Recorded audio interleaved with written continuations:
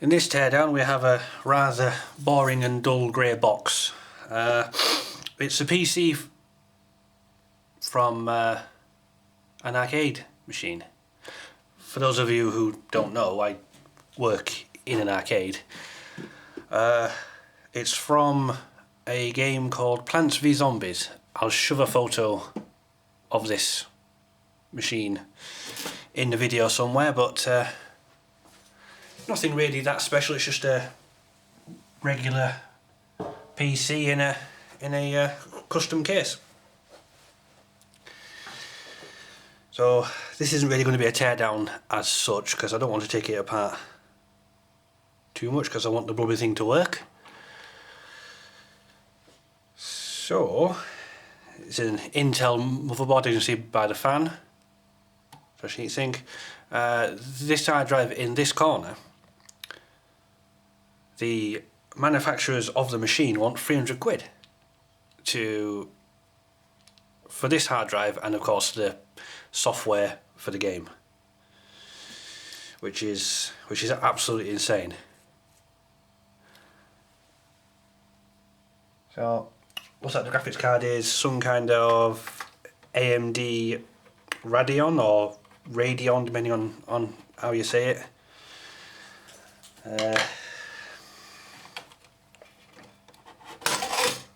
Nice little board. It's got two full-size PCIe sockets. Don't even see them. Yeah. And well, wherever this card came from, it came from a HP machine, because it's got a HP product number on it. Trying to find out what card this actually is, but I don't know.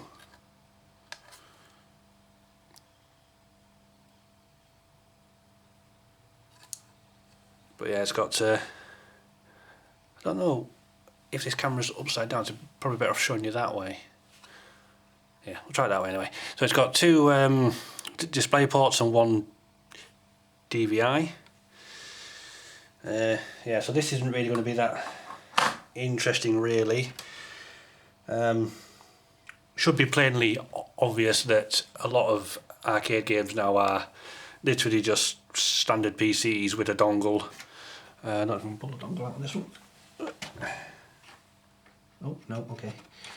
Yeah, let's not touch that dongle, that seems a bit wobbly. You can just see it there, just where my finger is.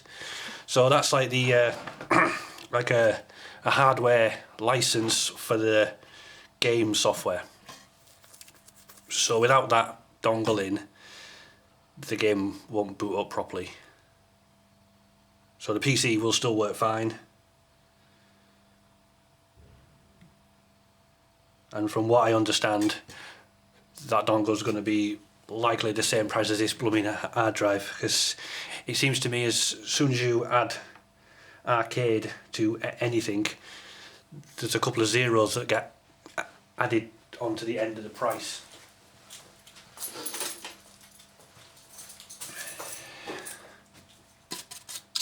Which I suppose,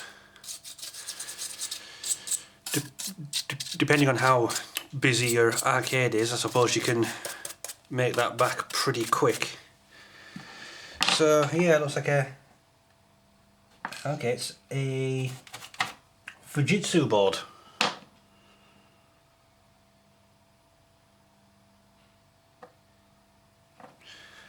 Standard Western Digital 250GB hard drive, SATA or SATA. I don't know, there's lots of ways to say these words, but somebody else isn't necessarily wrong, it's just a different way of saying it, I guess.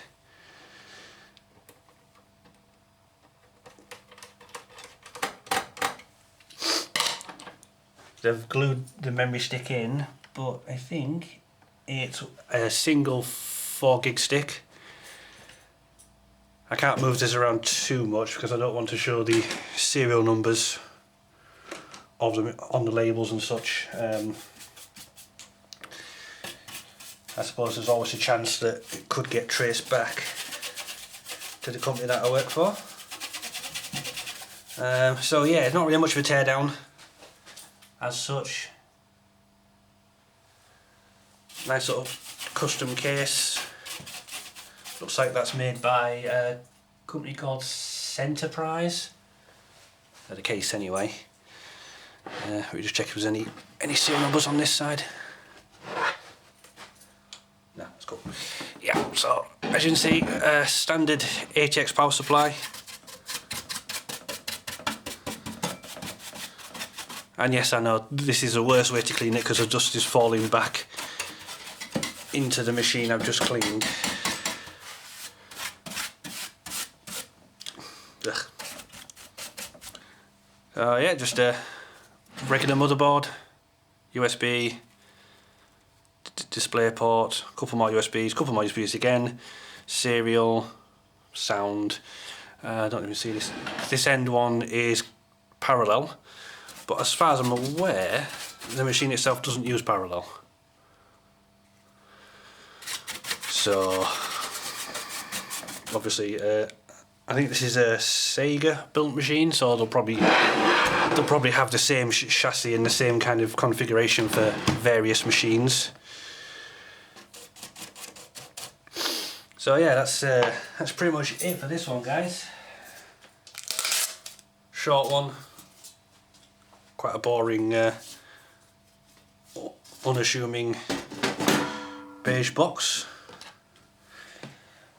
The case itself says it has Windows Embedded Standard installed on it, which makes sense because when you turn this on, the boot screen does actually say Windows XP.